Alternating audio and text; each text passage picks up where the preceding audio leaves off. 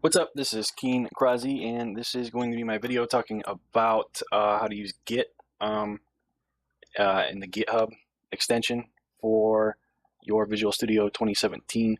Um, if you haven't seen that video, or if you don't know how to set up 2017 for RimWorld modding, go to my channel, go to my videos, and load that up. Sorry about that being so long. I actually cut it into 3 pieces. But this video is going to be kind of like the same way. I'm just doing an OBS video. I'm just going to one take Jake this guy. If I mess up, I mess up. I'm just going to go with it. I might consider going back and cutting out any, bad parts or parts where I'm confused. Git and GitHub is a type of version control software. The reason why that is important to you is because that is how you can efficiently collaborate with other people. You don't even have to be collaborating with somebody. You should probably just make it a practice to do it on any project, even the ones that you're working on, and get used to, doing commits of versions of your software every time you're making changes. That way you can roll back changes as needed. It's extremely useful. If you want to take programming semi-seriously, you just at an amateur level, you need to learn version control. Something that I didn't really understand until recently, probably 4 or 5 years ago. Let's take a look here. Version control, software configuration management, blah blah blah. Let's look at some of the keywords here. So do come to this Wikipedia page. This is just version control and Wikipedia. Read this shit. I'm not going to go over all of it. I'll point out some important ones. Branch is important. Commit is important. Fetching is important. Polling and pushing is important. Merging. And the trunk. That's about it, really. I mean, those are the main things. In your repository, you're going to have your trunk, right? And that's going to be just your main software that you're working on.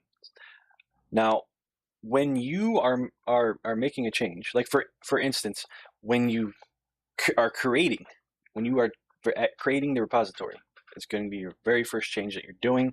It's telling it what it is. You're going to push a commit to it. So your commit is your changes.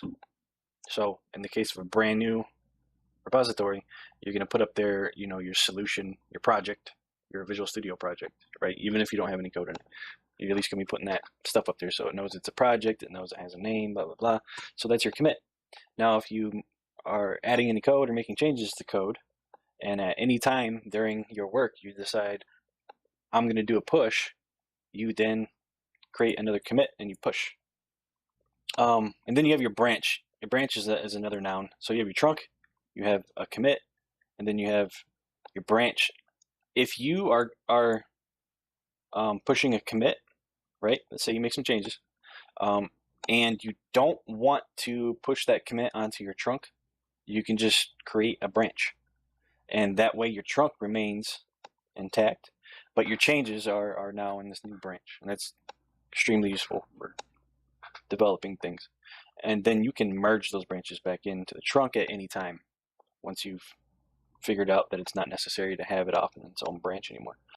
In order to see what you need to pull, you have to sync. So I guess that's another verb I don't see in here. But yeah, you got to sync. And then merging is another verb where you're merging a branch with another branch or a trunk or whatever.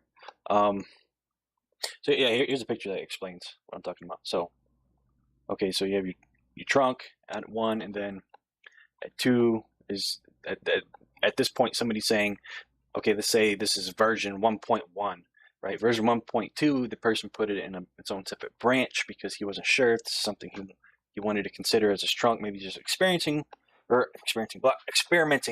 an idea. He comes out with version 1.3, and then he works some more, and then on version 1.4, he's merging it back with the trunk. He's saying, oh yeah, this is working out. I like this. This This is the main trunk. So I had this pulled up because this is what I started learning it on. I started learning CVS, which is just concurrent versioning system, and because the very first time I used this was with Tortoise CVS with a really big Unity project. The team of like 6 or 7 people working on Unity version. I don't remember what version it was. It was a long time ago. Very long time ago. I think Unity as a game engine might have been like, brand new. And we were working on this big project, and it was this Tortoise CVS. I remember. I don't know if it was because I didn't have a good understanding of it.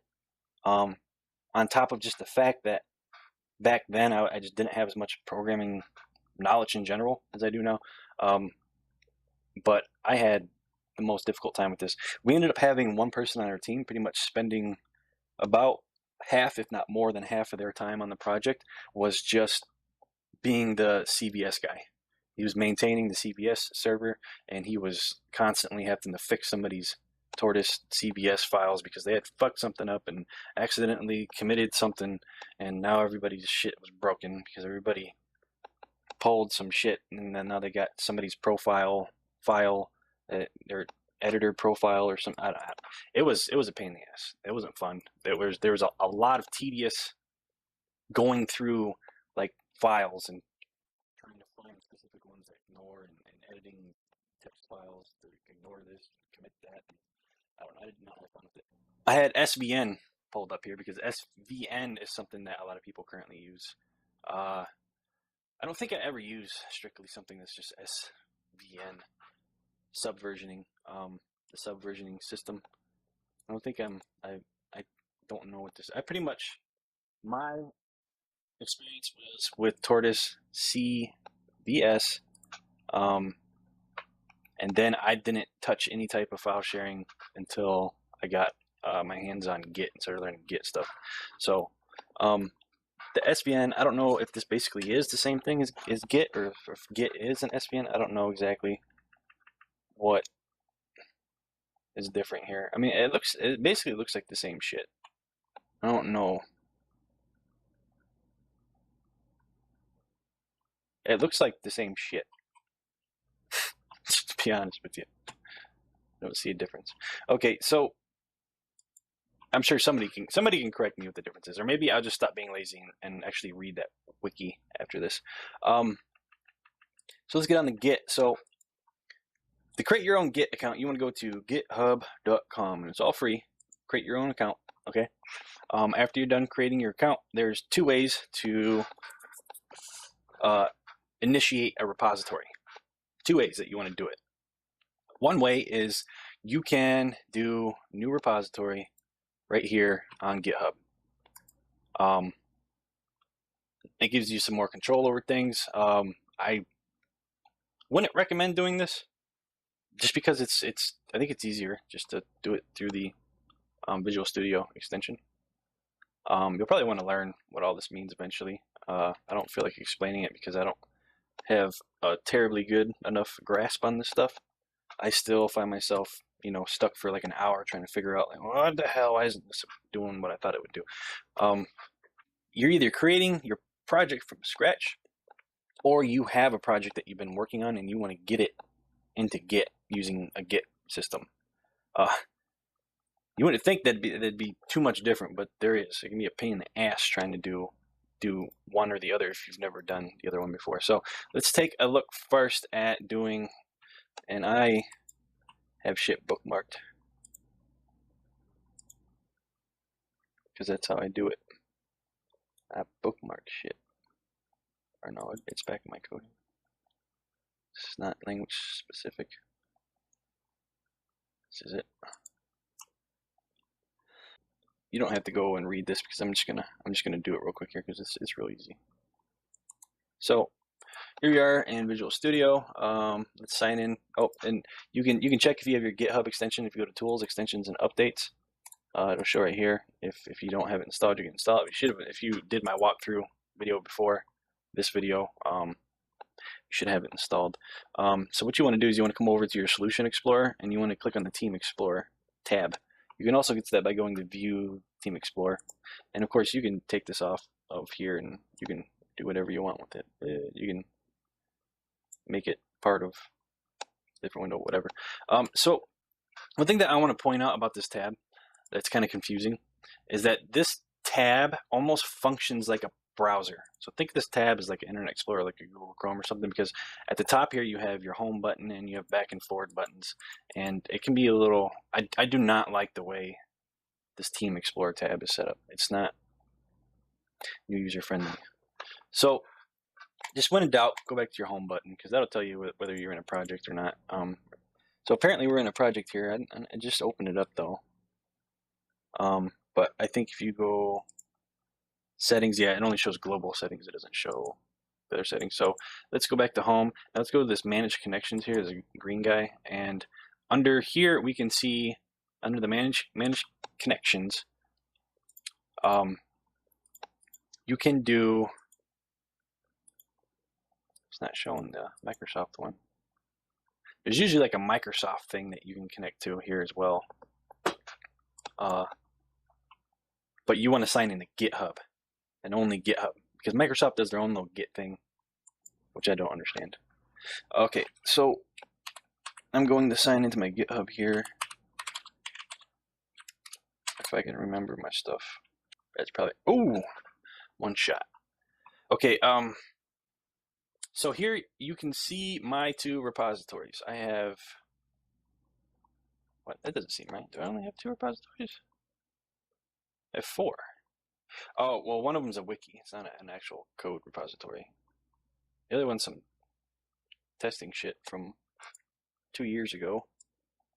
I should probably delete this. So I'm going to delete this. So this is how you delete this because I remember the first time I tried to delete something, it took me a while. I think I had to Google the freaking answer. So you got to go into your repository. You got to go into settings, and then go all the way down to the danger zone. The danger zone. Delete the repository. You got to type the name of it. The name. Testing 1. Danger zone. Now what's your password again? Okay, that's how you delete a repository. I remember the first time I was trying to delete a repository because I misspelled it. I could not figure it out, and it seemed like such a stupid thing, so I didn't want to Google it. I was like, no, it's got to be right here somewhere. I'm not going to Google it. Okay. Take me back to my profile. Okay, so that is correct. So I have two code ones. Now you'll see that there's local Git repositories too. And what all that means is that you can host a repository on GitHub. You can also host a repository just on your computer and use the same shit that you would use as if it was hosted online, right? Same version control, same all that stuff. All right, so let's go over making a new one. So I'm going to say create. We're going to name our project. We're going to name it because I do want to start a new project. I'm going to call it Keen Insight. And the description is going to be attempt to make in-game performance window for, okay, so our local path is going to be just like that. Yep, okay. Git ignore Visual Studio. So that sets up the files that it needs to keep track of and the files it's going to ignore. Probably the most useful thing that I've noticed with coming from my memories of CSV or Tortoise CSV. The biggest thing I love about Git is the way that it seems like it just seamlessly, well, I can't talk, ignores the correct files. I have not had an issue with Git ignoring the wrong files or not ignoring files it needs to ignore. It's not an issue. I've been able to work on other people's stuff, no problem. Okay, create a new project or solution. we're going to use our template, and it is going to be an Keen Insight, and it is going to be called, the project's going to be called Keen Insight. And yeah, I think we're all good. Do not create a directory. I don't know what this create new Git repository thing's that down there for. I think that has to do with something else. Let me see. Add to source control. Yeah, no, maybe that is correct. Okay. Create new Git repository. Okay. Okay. Work. Let's take a look. Did that create a? Yeah. So that creates a local one as well. So now we have our local one, and we have it's showing the one online. So when we look online, we should have a new repository here, and we do. Updated 4 minutes ago. It was initially committed with our git ignore and our readme document as our little description and name that we put in there. So now we've made a solution, right? So we want to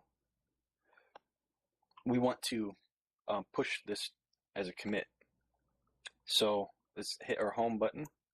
So that brings us back to our initial little Team Explorer Git page here for the current solution that we're in. And what we want to do is we want to sync, maybe? Because it should be saying that we have pushes. 8 changes right here. It says 8 changes at the bottom here. You can also see what branch you're in down here. We're in the master branch. Keen Insight. 8 changes that we've made. So I think we hit sync. That's what we do. Incoming commits. So fetch. There are no incoming commits. There are no outgoing commits. Let's hit our home button here. Again, let's go to changes. Okay, so here's our changes that we've made. We made a project. So it wants us to type a description of our commit. I'm going to say this is, we have created, let's just say project from Rimworld A17 template. And now here we can select what we want to have part of our commit. We don't have to commit everything. I've never been in a situation where I didn't want to commit something to my push. If I was in that situation, it's because I made a mistake on something, and I would just change that something and then recommit it, I guess. But so let's just commit all here. So it says committed, and it gives you like a hex code. Created locally, sync to share your changes with the server. So let's just hit the home button here at the top. Let's go back to our home page, and now let's sync. Okay, so now that we've synchronized that we have changes in a commit here, we can push it. And that's indeed what we want to do. So initiating push.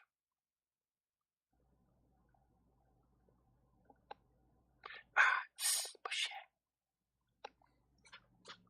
Successfully pushed. Cool. Okay, so we go back home here. And now if we go to, oops, we sync, it should, okay, so there's nothing that we need to push anymore. Okay, the wiki probably just brings up your page's wiki. It does. Okay, I don't know if you can get it to like display in here or something. All right, so let's take a look at it in the web browser. Let's refresh. Boom, now we can see we have our project file up here, and as well as the description for our commit is showing as the current description for the files that we committed here. If we click on commits, we can see here is our 2 commits. Our initial commit, which is creating the project, and then when we created the project in Visual Studio, the template. Now we can copy this the SHA key or whatever, and then there's a link that you can copy and stuff. Don't worry about these because these are keys that you use for people who use other Git software, like like Git desktop, and like there's a bunch of different pieces of software that you can use to interact with Git, and a lot of them will just want you to give them keys and links and SHA codes and stuff. But don't worry about that, because if you're just using the extension with Visual Studio, like I am showing you here, you don't need to know any of that shit. It handles it all for you. So what you do need to know is how to use the branches. When you come in here, you can create a new branch on the website, or in Visual Studio, you can come down here. You can change the branch down here. You manage your branches from Visual Studio or from in the Team Explorer page. I don't think you ever really have to be in your browser window on GitHub. I'm pretty sure you can do everything from either the Team Explorer or from the little bar that it gives you at the bottom of Visual Studio. I think you can do most of the things that you would need to do on here. So, like that picture I showed you, how to make branches and then merge branches back in on the Wikipedia page. Sure, you can figure that out. Issues is where somebody can post. They can create an issue on here. It's just a way of tracking things. You can also create milestones and stuff. Like I can show you, for example. Because I created an issue.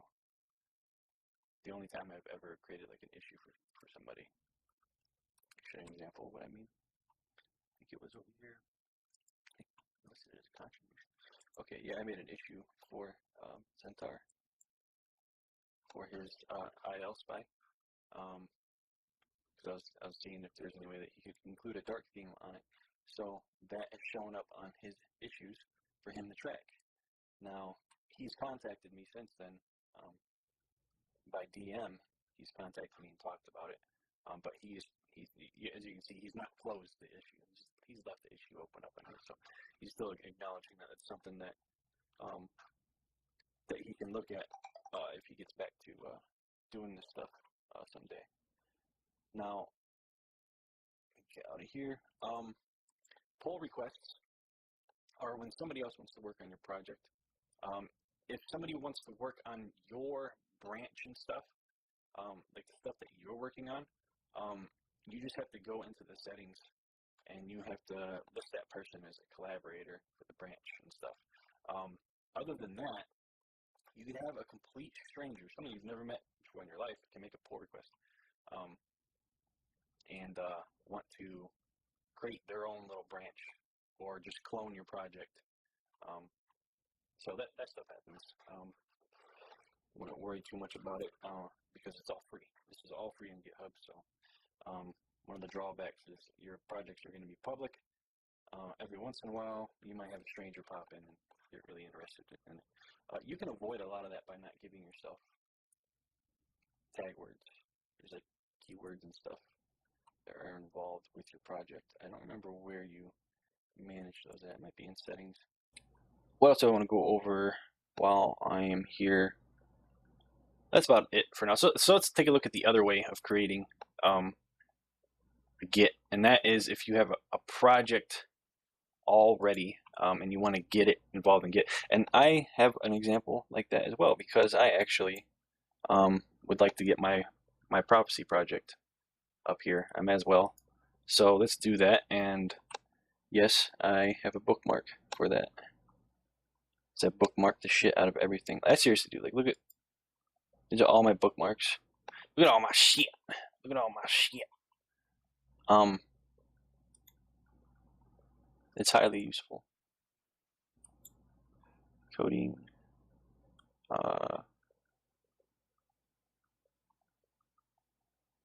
It's just right here. How do I add an existing solution to GitHub from Visual Studio? Okay, so this guy says open the solution. Select file, add to source control. Select Microsoft Git provider. That creates a local Git repository. Okay, let's do that. So File, add, wah, wah, wah. We've already fucked up. Okay, we'll figure this out. We got this. We got this. It's fine. Be fine. Okay, let's go to our home page here, right? Bow, bow, bow. We have our solutions listed right here. What do we want to do? We want to create a new local. Let's go to our connections. So our local Git repositories. Prophecy is listed as a local Git repository. So we don't need to do that. We can skip that step. Browse the GitHub, create a new GitHub repository. Do not select initialize this repository when you're creating it on GitHub. Okay, so let's do a new repository. Let's go your profile, repositories, new, repository name, prophecy,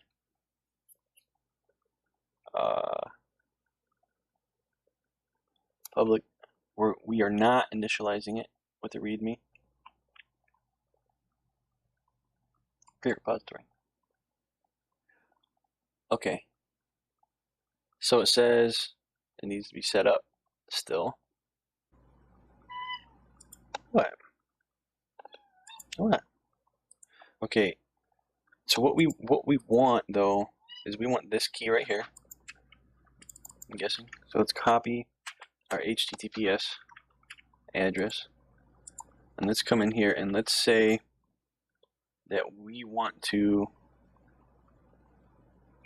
associate this guy with shit. How did he say to do it? Open Team Explorer, select home, unsync commits, enter the GitHub URL. So changes. A lot of changes here. We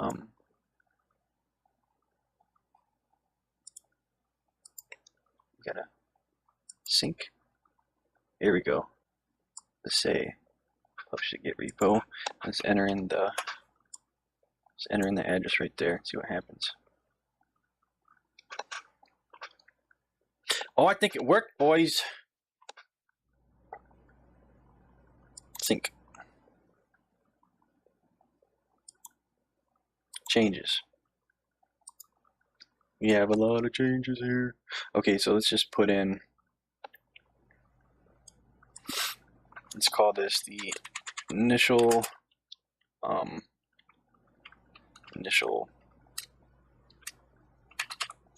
commit. Let's do it. Boom. Sync to share, blah. Sync to share your changes. Okay, so this is probably gonna lag out my internet connection when I push this. Oh wait, I'm not streaming or anything. I'm just recording locally. It doesn't matter. Push. Initiating push. Push. Ugh. Oh man, I'm getting hungry. God damn it! I've been recording for over an hour again, haven't I? Or close to it. Okay, I'm gonna cut this one done then. Probably gonna chop this one up into 3 pieces too. Maybe just 2. I don't know. Yeah. So the next time I make a video like this, I want to cover. Oh, you know what I haven't covered is the IL spy. So that's what I'll go over. I'll go over Zentar's IL spy. I'll go over just decompiling in general first, and then I'll show you how to get set up with Zentar's IL spy. Alrighty, I will talk to you later. Bye.